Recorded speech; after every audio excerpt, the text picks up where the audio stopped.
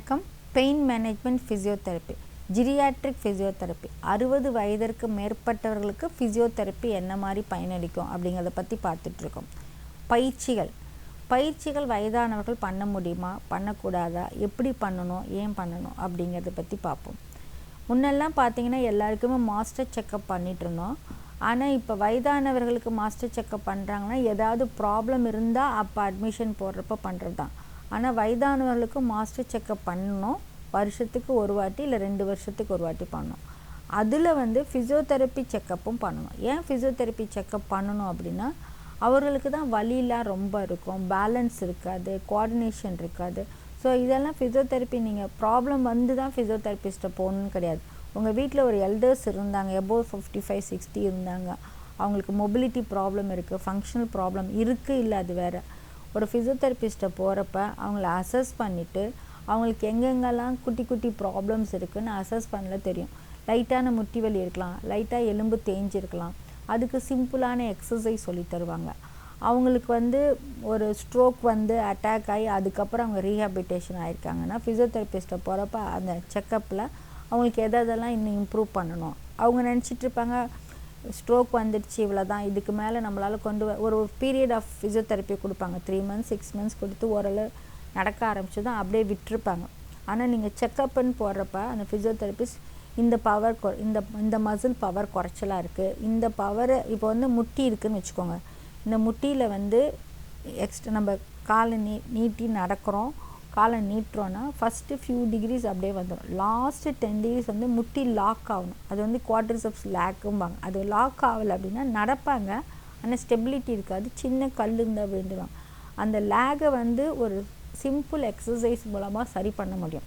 So இது physiotherapy நம்ம master checkup மாதிரி physiotherapy checkup every year geriatric problem இருக்கிறவங்க ஃபிசியோதெரபிஸ்ட்டை போகணும். அப்போ அவங்களுக்கு என்னென்ன மாதிரி மூமெண்ட்ஸ் இருக்குது, எந்த மசில் டைட்னஸ் இருக்குது, எந்த மசில் வீக்காக இருக்குது, இது ஜாயிண்ட் சம்மந்தமாக. அடுத்தது அவங்க ஒபிசிட்டி இருக்காங்களா, தொப்பை இருக்கா, பேக்கில் இப்போ நிறைய பேருக்கு பார்த்திங்கன்னா கேஸ்ட்ரிக் ப்ராப்ளம், கான்ஸ்டிபேஷன்லாம் இருக்கும். அப்போ அவங்களுக்கு மசில்ஸ்லாம் ரொம்ப பேக் மசில்லாம் டைட்டாக இருக்கும். ஸோ அதுக்கு சிம்பிள் எக்ஸசைஸ் இருக்குது. இப்போ முட்டி வலி ஸ்டார்டிங்கில் இருக்குது, இல்லை முட்டி வலிக்கு ஆப்ரேஷன் பண்ணியிருப்பாங்க, இல்லை ஹிப் ஃப்ராக்சர் ஆகிருக்கும், ஆப்ரேஷன் பண்ணியிருப்பாங்க. அதேமாரி தான் ஹாஸ்பிட்டலில் போய் ஃபிசியோதெரப்பி கொடுத்துருப்பாங்க, அதுக்கப்புறம் வீட்டுக்கு ஃபியூ வீக்ஸ் கொடுத்துருப்பாங்க. அவங்க நடக்க ஆரம்பிச்சதும் அப்படியே ஃபிசியோதெரப்பி விட்டுருப்பாங்க. ஆனால் அந்த பேஷண்ட் சில எக்ஸசைஸ் ஆப்ரேஷன் ஆகுனா சில எக்ஸசைஸ் டெய்லி பண்ணணும். நிறைய பேர் ஃபியூ மந்த்ஸ் கழிச்சு நடக்கிறோம், உட்காரோம், ஏதோ ஆப்ரேஷன் பண்ணி இந்த அளவு வந்ததே போதும் அப்படின்னு விட்டுறேன். ஆனால் இப்போ ஒருத்தவங்க ஆப்ரேஷன் முட்டியில் நீ ரீப்ளேஸ்மெண்ட் ஆகிருக்கு, அவங்க பயிற்சிகள் பண்ணாமல் இருந்தால் அந்த குவாட்ரிசெப்ஸ்லாம் வீக் ஆகிடும். ஸோ ஒரு செக்கப் போகிறப்ப இதெல்லாம் ஃபிசியோதெரப்பி டாக்டர் சொல்லுவாங்க.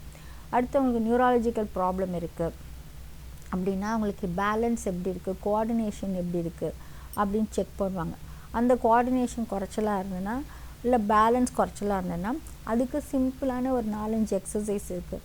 அதை பேஷண்ட் அவங்களே பண்ணலாம், கூட இருந்தவங்க கொஞ்சம் ஹெல்ப் பண்ணால் போதும். எந்த பண செலவும் இல்லாமல் சிம்பிளாக ஒரு 4-5 எக்ஸசைஸ் அவங்க டெய்லி பல் விளக்கிறது குளிக்கிற மாதிரி ஈஸியான எக்ஸசைஸ் பண்ணாங்கன்னா அந்த பேலன்ஸ் பவர் கோஆர்டினேஷன், அதனால அவங்க விழுறது, அடிப்படுறது, ஃப்ராக்சர் ஆகுது, இதெல்லாம் தடுக்க முடியும். ஸோ இந்த மாதிரி சிம்பிள் அது மாதிரி ஒருத்தருக்கு வீசிங் ப்ராப்ளம் இருக்குது, ப்ரீத்திங் ப்ராப்ளம் இருக்குது, அடிக்கடி இன்ஃபெக்ஷன் ஆகுது, லங்ஸில் ஏதாவது ப்ராப்ளம் இருக்குன்னா எக்ஸசைஸ் இருக்குது. ப்ரீத்திங் செஸ்ட் ஃபிசியோதெரப்பின்னு இருக்குது, அதில் ப்ரீத்திங் எக்ஸசைஸில் படுத்துக்கிட்டு பண்ணுறது, உட்காந்துட்டு பண்ணுறது, அந்த மாதிரி சிம்பிள் எக்ஸசைஸ் இருக்குது. அந்த எக்ஸசைஸ் சொல்லித்தருவோம். வயதானவர்கள் பண்ணுவாங்களா அப்படின்னா பண்ணுறது கோஆப்ரேட் பண்ணாங்கன்னா திருப்பி ஒரு வீசிங் வர்றது, ஒரு லங்ஸில் இன்ஃபெக்ஷன் வருது, சும்மா போய் ஆன்டிபயோட்டிக் சாப்பிட்றது, அந்த ஆன்டிபயோட்டிக் வயிறு கெட்டு போகிறது, டயரி ஆகிறது, இல்லை வயிறு அப்செட் ஆகுறது, வயிறு புண்ணாகுது. ஏன்னா வயதானவர்களுக்கு நிறைய ஆல்ரெடி வயிறு பிரச்சனை இருக்கும். வயதானவங்க நிறைய மருந்து சாப்பிட அவங்களுக்கு பிரச்சனைகள், புது பிரச்சனைகள் வரும்.